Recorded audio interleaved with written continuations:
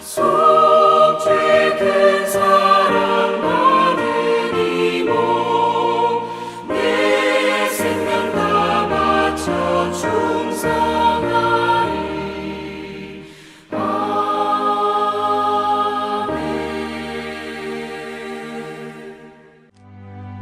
그 후에 예수께서 제자들과 유대 땅으로 가서 거기 함께 유하시며 세례를 베푸시더라. 요한도 살렘 가까운 에논에서 세례를 베푸니 거기 물이 많음이라. 그러므로 사람들이 와서 세례를 받더라. 요한이 아직 옥에 갇히지 아니하였더라. 이에 요한의 제자 중에서 한 유대인과 더불어 정결 예식에 대하여 변론이 되었더니 그들이 요한에게 가서 이르되, 랍비야, 선생님과 함께 요단강 저편에 있더니 곧 선생님이 증언하시던 이가 세례를 베풀매 사람이 다 그에게로 가더이다. 만일 하늘에서 주신 바 아니면 사람이 아무것도 받을 수 없느니라. 내가 말한 바 나는 그리스도가 아니요 그의 앞에 보내심을 받은 자라고 한 것을 증언할 자는 너희니라.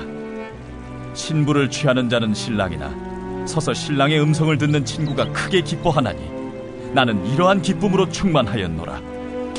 그는 흥하여야 하겠고 나는 쇠하여야 하리라. 벌써 토요일이 되었습니다. 한 주간 여러분 평안하게 잘 보내셨는지요? 내일은 또 1월의 마지막 거룩한 주일입니다. 우리 함께 하나님의 성전에 나와 예배하는 또 기쁨, 또 서로 교제하는 아름다운 기쁨, 또 성령 충만한 은혜를 사모하는 그런 우리 모두가 되시기를 축복합니다. 우리는 자녀들을 위해 기도할 때에 머리가 될지언정 꼬리가 되지 않게 해달라고 기도를 합니다. 그러나 또다시 우리가 돌이켜 생각해 보면 다 머리가 되고 나면 몸통과 팔다리의 역할은 누가 하느냐, 참 우스운 결론이 나오게 됩니다. 서양의 부모들은 우리 아이가 하나님 안에서 자기를 올바르게 발견하여 복된 길을 걷게 하고 또 이웃과 가족을 소중히 여기게 하시고 인생이 그늘지지 않아 얼굴에 미소를 잃지 않게 하시며 이렇게 기도를 한다고 합니다. 1등만 소중한 것은 아니죠.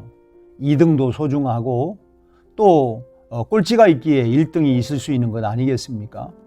중요한 것은 자기의 자리를 알고 하나님께서 주신 자신의 할 일을 찾아서 보람 있게 하는 것입니다. 인생은 때로는 들러리 서는 기쁨을 아는 데서부터 행복이 올 수 있죠. 다른 사람을 주인공으로 만들고 나는 들러리가 된다고 하는 것은 결코 쉽지는 않습니다. 그러나 하나님께서는 이런 삶을 주인공이 되는 것보다 더 소중히 여기십니다.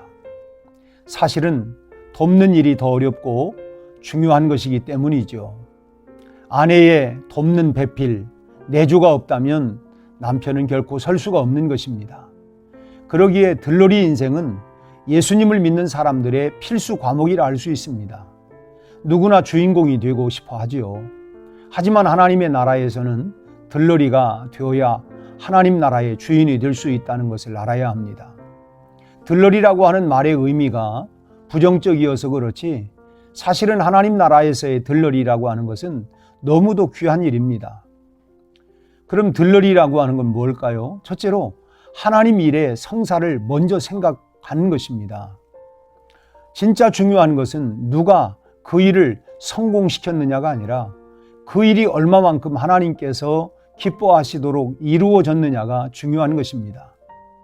누가 전면에 섰느냐가 중요한 것이 아니라 영적인 싸움의 승패가 중요하다는 것입니다. 예전에 체육대회에서 족구를 하는데 우리 팀에 족구를 아주 잘하는 분들이 계셔서 객관적으로 상대 팀보다 전력이 훨씬 우세했습니다. 그런데 첫 세트를 내어주고 말았습니다. 잘하시는 분들이 전부 공격진에만 모여 있어서 공수의 조화가 이루어지지 않았기 때문이었습니다. 공격은 아주 시원시원한데 올린 점수보다도 실점이 더 많았습니다. 실력이 아무리 좋아도 전부 1등만 하려고 하다 보면 승리는 멀어지게 되는 것입니다. 그러나 한 분이 수비를 자청하여 포지션을 바꾸었더니 2세트부터는 파죽지세로 이기게 되었습니다. 이렇듯 사람의 인기를 얻고 좋아하는 것에만 추구한다면 절대로 성공할 수가 없습니다. 드라마나 영화도 주인공만 신경 쓰고 조연은 신경 쓰지 않는다면 그 드라마나 영화는 성공할 수가 없습니다. 본문 26절을 보면 요한의 제자들이 감정을 실어서 이야기합니다. 선생님과 함께 요단강 저편에 있던 이 곧 선생님이 증언하시던 이가 세례를 베풀매 사람이 다 그에게로 가더이다. 제자들의 이 말 속에는 예수님을 향한 격한 감정이 배어 있는 것을 느낄 수가 있습니다. 우리 선생님께 세례를 받은 후배가 어떻게 이렇게 가까운 곳에서 같은 일을 하면서 우리에게로 오던 사람들을 다 빼앗아 갈 수 있느냐라고 하는 일종의 참 분이 담겨 있는 말입니다. 그러나 요한의 대답을 들어보면 27절에 뭐라고 얘기합니까? 만일 하늘에서 주신 바 아니면 사람이 아무것도 받을 수 없느니라. 요한은 지금 인기가 상승하여 자신을 앞지르는 예수님을 보면서 질투를 느끼는 사람이 아니라 하늘을 바라보고 있습니다. 보통 사람 같으면 제자들의 말에 감정이 부추겨져서 벌멘 소리라도 한마디 던질 수 있는 상황인데도 그는 사람의 말보다는 하나님의 음성에 귀를 기울이고 있습니다. 요한의 관심은 누가 앞서 있느냐가 아니었습니다. 누가 더 많은 사람의 지지를 받느냐 여기에 있지도 않았습니다. 오직 어떻게 해야 하나님의 역사가 더 잘 이루어질 수 있는가 여기에 초점을 맞추고 살아가고 있었던 것입니다. 두 번째로 진정한 삶의 기쁨은 들러리 서는 삶에 있습니다. 예전에 어느 결혼식장에 참석을 했을 때 있었던 일입니다. 아이들이 신랑 신부와 똑같이 양복과 드레스를 입고 꽃바구니를 옆에 끼고 앞서서 꽃가루를 뿌리면서 들러리로 이렇게 입장을 하게 되니까 결혼식의 기쁨이 갑절이 되는 것을 느끼게 되었습니다.